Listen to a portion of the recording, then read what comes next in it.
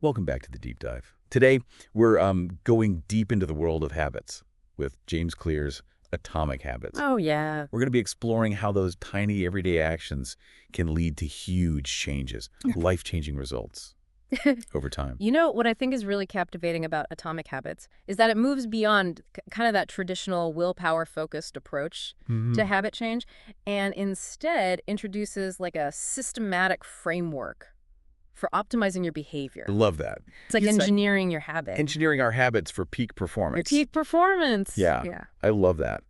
To bring this idea to life, Clear starts the book with a story, his own story. Imagine being a high school athlete, and during a baseball game, you suffer a horrific injury, broken nose, multiple facial fractures, and a bulging eyeball. Oh, wow. Yeah, this was Clear's reality. And it's a powerful starting point. Yeah. Because you can instantly relate to the impact of such a traumatic event. Yeah. I mean, it would be understandable for someone in that situation to feel defeated, to give up, but Clear chose a different path. He focused on small wins and gradually rebuilt his strength in his life. Right. And it was during this period that he discovered a concept that would become a cornerstone of Atomic Habits, the aggregation of marginal gains. So what are marginal gains and how do they work? Marginal gains, imagine like compound interest, but for your habits. Okay. The idea is that small, consistent improvements, even as tiny as 1% each day, can compound dramatically over time, leading to significant results. Think of it as a snowball rolling downhill. It gathers momentum as it goes. I see. But do we have a real-world example that kind of illustrates how powerful these marginal gains can be? Absolutely. Clears is a fantastic example. The British cycling team, they were once considered the laughingstock of professional cycling, struggling to make a mark on the international stage. Yeah. But then a new coach came in, Dave Brailsford, and he had a radical approach. He believed in focusing on tiny improvements in every area, from the rider's position on the bike to the type of mattresses they slept on. Even the mattresses they slept on. Yeah. That seems a little... It might seem that way, but Brailsford believed that even these seemingly insignificant factors could contribute to overall performance. The team even went so far as to paint the inside of their truck white so they could easily spot dust and maintain a clean environment. Wow. It was all about creating an environment that optimized even the smallest detail. Okay, so did this actually work? The results were astounding. The British cycling team went from zero to hero, dominating the Olympics and the Tour de France. Wow. It became a testament to the power of small changes, adding up to create a total transformation. Sure. And that's the key takeaway for us. Forget about trying to make massive, overwhelming changes overnight. Instead, focus on those tiny 1% daily improvements because they have the power to create remarkable results over time. You're saying it's a marathon. Yeah. Not a sprint. Exactly. Yeah. And this brings us to another key concept from Atomic Habits that challenges conventional self-help wisdom, the idea that systems are more important than goals. Okay. Most self-help books preach the importance of goal setting. And while goals are important, Clear argues that they're only part of the equation. So what's the problem with solely focusing on goals? Think of it this way. Goals are about achieving a specific outcome, like winning a race. Right. But systems are about the process, the daily habits and routines that support those goals. Goals are about winning the game, but systems are about continuing to play the game no matter what the outcome. Right. Yeah. That makes sense. Can you give me a real-world example of how this plays out? Sure. Imagine a runner who trains intensely for a marathon, reaches their goal of finishing the race, and then stops running altogether, or someone who loses weight only to regain it because they were focused on the number on the scale, not on creating sustainable eating habits. They achieved the goal, but they didn't have a system in place to support their long-term success. Okay. So Clear is advocating for building sustainable systems that support our goals. But how do habits actually work? How do they form and stick? That's where the habit loop comes in. Okay. Clear breaks down habit formation into a 4-stage process that our brains go through every single time we perform a habit. Right. And understanding this loop is crucial for changing our behavior because it reveals the underlying mechanics driving our actions. So let's dive into the habit loop. What's the first stage? The first stage is the cue. Okay. It's anything that triggers your brain to initiate a behavior. Think of it as a signal. that sets the habit in motion. Okay. It can be something as simple as seeing your running shoes by the door, prompting you to go for a run, or the aroma of freshly brewed coffee triggering you to make a cup. Yeah. The cue is like the starting pistol that sets the whole process in motion. What happens next? The second stage is the craving. This is the motivational force behind the habit, the desire for a change in state. Right. It's important to note that it's not the habit itself that we crave, but the feeling or reward it delivers. No. We don't crave smoking a cigarette. We crave the feeling of relief it provides. We don't crave scrolling through social media. Yeah. We crave the stimulation and connection it offers. Precisely. Yeah. The craving is the engine that drives the habit loop. Okay, got it. So what's the third stage? The third stage is the response. Yeah. This is the actual habit itself, the action you take in response to the cue and craving. Right. It could be putting on your running shoes and heading out the door. Yeah. Lighting up that cigarette. Yeah. Or picking up your phone and opening Instagram. It's the behavioral manifestation of the habit loop in action. So the response is the actual behavior we observe, the thing we're trying to change or reinforce. What's the final stage of the loop? The final stage is the reward. Okay. This is the end goal of every habit. The reason we repeat them. It's the payoff that satisfies the craving and teaches our brain that this particular habit loop is worth remembering. Okay. Rewards can be tangible, like the taste of a delicious meal or the feeling of accomplishment after finishing a workout. Right. But they can also be more abstract, like the feeling of belonging after spending time with friends, or the sense of relaxation after watching your favorite show. So the reward is what ultimately reinforces the habit, making us more likely to repeat it in the future. And this whole loop happens automatically without us even consciously thinking about it. Exactly. It's a subconscious process that's happening all the time, shaping our actions and ultimately our lives. Wow. But that also means that we can potentially hack the habit loop to our advantage. You got it. Right. By understanding the cue craving response reward loop, we gain the power to change our habits. By tweaking each stage of the loop, we can make it easier to build good habits and harder to fall into bad ones. So how do we actually put this knowledge into action? How do we hack the habit loop and make positive changes that stick? That's where JamesClear's 4 laws of behavior change come in. They're like powerful tools for intentionally shaping your habits. Think of it as a practical framework for taking control of the habit loop and transforming your life. Okay. I'm ready to delve into these 4 laws and start hacking my own habits. So the 4 laws of behavior change. These laws help us build better habits and break free from the ones that hold us back. Yeah, the 4 laws, as JamesClear describes them, they provide a framework for understanding and manipulating the habit loop to your advantage. The first one is make it obvious, make it attractive, make it easy, and make it satisfying. So the first law is make it obvious. What does that actually mean in practice? Remember, a cue is what triggers the habit loop, that initial spark that sets things in motion. So if we want to build good habits, we need to make those cues really stand out, like a beacon in the night. So how do we make those cues more obvious? One effective technique Clear suggests is using what he calls implementation intentions, basically. It's a plan you create in advance that states exactly when and where you will perform the habit. So instead of vaguely saying, I'll work out this week, you'd say, I will go for a 30-minute run at 7 a.m. on Monday, Wednesday, and Friday in my local park. Yep. The specificity makes the cue much more obvious. And increases the likelihood of you following through. So it's about removing any ambiguity. And making a clear commitment to the habit. What are some other techniques for making cues more obvious? Another technique is habit stacking. This involves linking a new habit to an existing one. Okay. Let's say you want to start meditating every morning. You could stack that habit onto your existing habit of making coffee. Okay. So your plan would be, after I make my coffee, I will meditate for 5 minutes. Linking the new habit to an already established one, you're essentially piggybacking on the existing cue and routine, making the new habit more automatic and easier to remember. That's brilliant. What about our environment? Does that play a role in making cues more obvious? Absolutely. Our surroundings are constantly sending us cues, whether we realize it or not. By strategically designing our environment, we can make the cues for good habits more prominent and the cues for bad habits less so.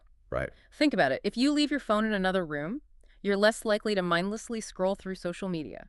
If you keep a book on your bedside table, you're more likely to read before bed. It's all about making the desired behavior the easiest, most obvious choice. You know, that reminds me of a story I read about how they reduce spillage around urinals at Schiphol Airport in Amsterdam. They simply put a little sticker that looked like a fly in each urinal. And believe it or not, this simple change significantly reduced spillage. Men instinctively aimed at the fly, improving their aim without even thinking about it. Talk about subtle environmental cues. That's a fantastic example. It demonstrates how even small environmental tweaks can have a big impact on behavior. It's about subtly nudging people in the right direction. So by making the cues for good habits obvious and the cues for bad habits invisible, we're well on our way to hacking the habit loop. What's the second law of behavior change? The second law is make it attractive. Okay. This is all about tapping into our brain's reward system, making those good habits something we actually look forward to. Right. Remember, our brains are wired to seek pleasure and avoid pain. Right. So if we want a habit to stick, we need to make it appealing. So how do we make a habit more attractive? Clear suggests a technique called temptation bundling. Okay. It's a fancy way of saying pair something you want to do with something you need to do. Okay. For instance, let's say you love listening to podcasts, but struggle to find the time. You could bundle that enjoyable activity with a chore, like doing the dishes. Okay. Only allow yourself to listen to your favorite podcast while you're scrubbing away. That way, the chore becomes more attractive because it's associated with something you genuinely enjoy. You know, I actually do that all the time. I only allow myself to watch my favorite TV show while I'm on the treadmill. It makes exercising much less dreadful, and I actually find myself looking forward to it. Exactly. It's a win-win situation. You get to enjoy your favorite activity while also getting something productive done. But beyond individual strategies, it's also crucial to remember that we are social creatures, and we're heavily influenced by the people around us. Right? We tend to adopt the habits of those we admire or aspire to be like. That's so true. I remember reading an example in Atomic Habits about the Polgar sisters, who were raised by their father to be chess prodigies. These sisters spent hours every day practicing chess, and they became some of the best chess players in the world. What's interesting is that they didn't see their rigorous training as a chore. They genuinely loved playing chess because it was valued by their family and their culture. Exactly. They had a strong sense of belonging and purpose because their habits aligned with their social environment. This is a powerful reminder that surrounding ourselves with people who embody the habits we want to develop can make those habits much more attractive and easier to stick with. It's about leveraging the power of social influence to our advantage. So we've made the habit obvious, we've made it attractive. What's the next step in hacking the habit loop? The third law is make it easy. Okay. This is all about reducing the friction between us and our desired habits. Right. The idea is to make good habits so easy to perform that they're almost effortless, while simultaneously making bad habits more difficult. So we want to create a frictionless path for good habits and a bumpy road for bad habits. How do we actually do that? One way is to optimize our environment, making it easier to do the right thing. For example, if you want to work out more, make sure your gym clothes are always laid out and ready to go. If you want to eat healthier, keep a bowl of fruit on the counter, so it's the first thing you see when you walk into the kitchen. It's all about removing the barriers, making the desired behavior the default option. But sometimes, even with the best intentions, we struggle to get started. It's like there's this invisible barrier holding us back. Does Clear address that in the book? He does. He introduces a powerful tool called the 2-minute rule. Okay. This rule is deceptively simple. When you start a new habit, it should take less than 2 minutes to do. So instead of saying, I'm going to clean the whole house, which can feel overwhelming, you'd say, I'm going to clean the kitchen counter for 2 minutes. Yeah. It sounds almost too simple. But I guess the idea is to lower the barrier to entry. Once you've started, it's much easier to keep going. Exactly. It's about tricking your brain into taking action. Right. It's like that old saying, a journey of 1,000 miles begins with a single step. Are there other strategies for making habits easier? Another technique Clear suggests is using what he calls commitment devices. Okay. These are strategies we use to lock in future behavior, essentially setting up guardrails to keep ourselves on track. A classic example is a financial commitment device, setting up automatic savings deductions from your paycheck. You're making it easier to save money because you're automating the process. You don't have to rely on willpower or remember to transfer money each month. It just happens automatically. Right. What are some other examples of commitment devices? There are countless examples. You could use a website blocker to limit time spent on social media, prep healthy meals in advance, or schedule workouts in your calendar. The key is to remove the decision-making process, to automate good habits. and make bad habits more difficult. It's about setting ourselves up for success by creating an environment that supports our desired behaviors. So we've made the habit obvious, attractive, and easy. What's the final law that will help us solidify these new behaviors? The fourth and final law is make it satisfying. This law ensures our habits are rewarding, something we actually enjoy doing. Remember, our brains are wired to seek pleasure and avoid pain. So if we want a habit to stick, it needs to be associated with a positive feeling. That makes sense. But sometimes the rewards of good habits, like exercising or eating healthy, are delayed.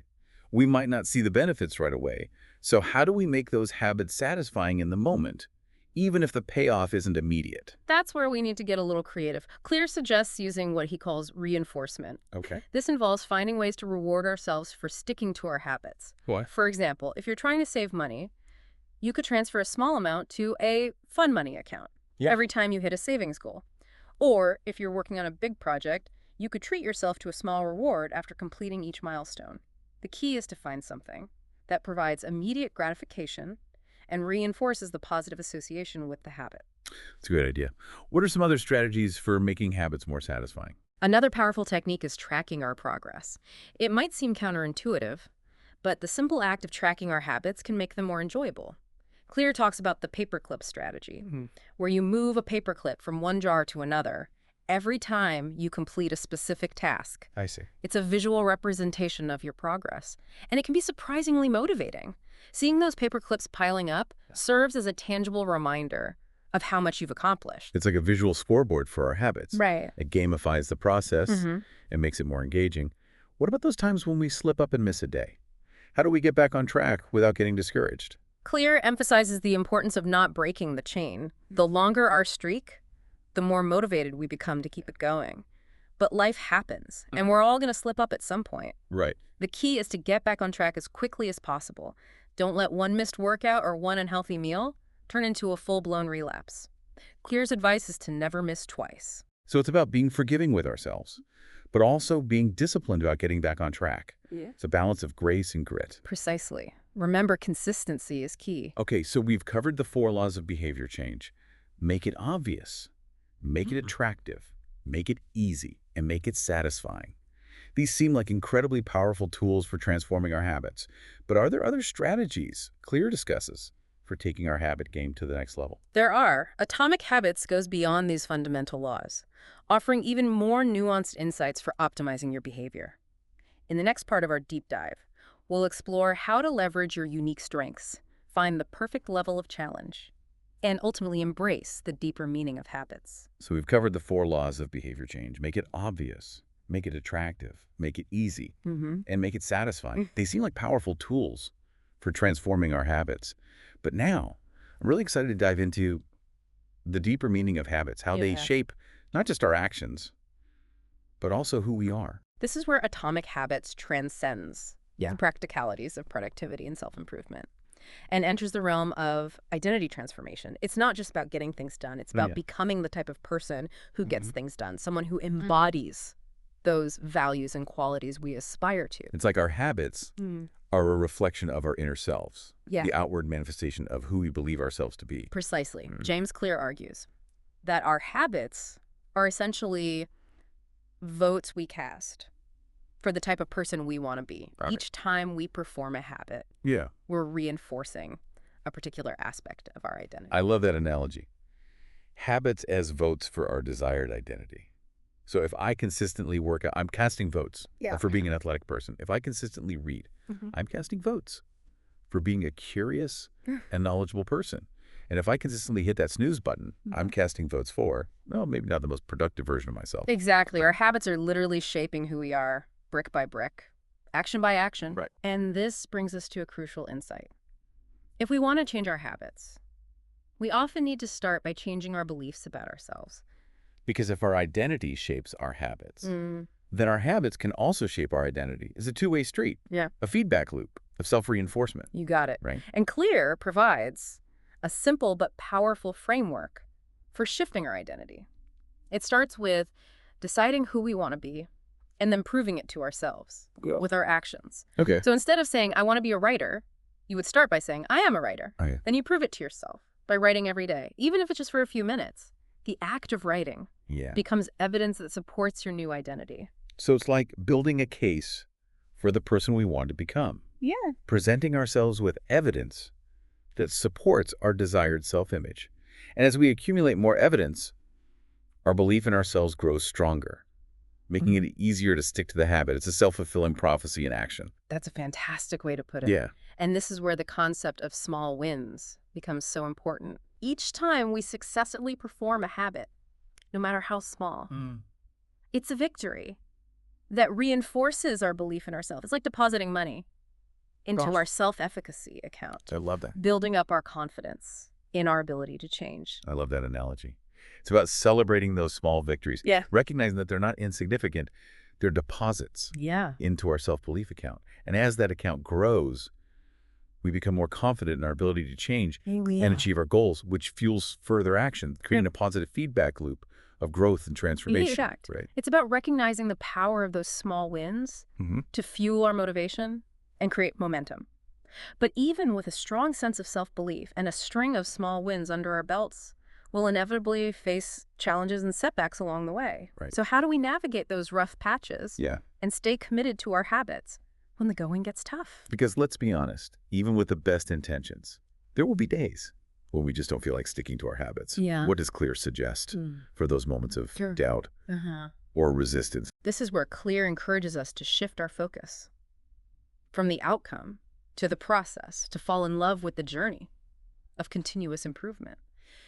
He argues that true fulfillment comes not from achieving a specific goal, but from the ongoing pursuit of becoming better, of pushing ourselves beyond our perceived limits. So it's not about reaching the destination, it's about enjoying the ride. Exactly. No. It's about adopting a growth mindset, seeing each challenge as an opportunity for learning and development rather than an obstacle to overcome. And this reminds me of a quote by Viktor Frankl, the author of Man's Search for Meaning. He said, "For success, like happiness, cannot be pursued. It must ensue, and it only does so, as the unintended side effect of one's personal dedication to a cause greater than oneself, or as the byproduct of one's surrender to a person other than oneself." That's powerful. When we focus on something bigger than ourselves, on a cause we're passionate about, or on contributing to something meaningful, the success and happiness we seek often follow naturally. It's not the primary goal, but rather a byproduct of our commitment to something greater. Exactly. It's about finding joy in the journey, in the pursuit of mastery,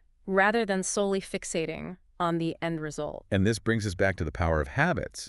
They're not just about achieving external goals, but also about cultivating our inner landscape, about becoming the type of person who embodies those values and qualities we admire. Exactly. As long as we're committed to continuous improvement, to becoming 1% better each day, to showing up and doing the work, even when it's challenging, we're on the right path.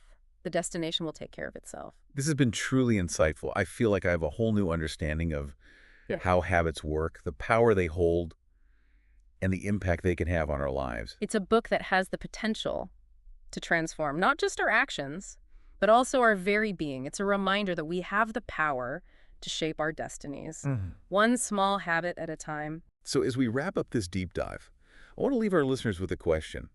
If you really examine your daily actions, are your habits helping you become the person you want to be? And if the answer is no, remember that you have the power to change. Start small. Focus on the process and trust in the power of those tiny gains to lead you to extraordinary results. It's been a pleasure joining you on this journey into the world of habits. Thank you for listening to The Deep Dive. Until next time, keep those good habits rolling.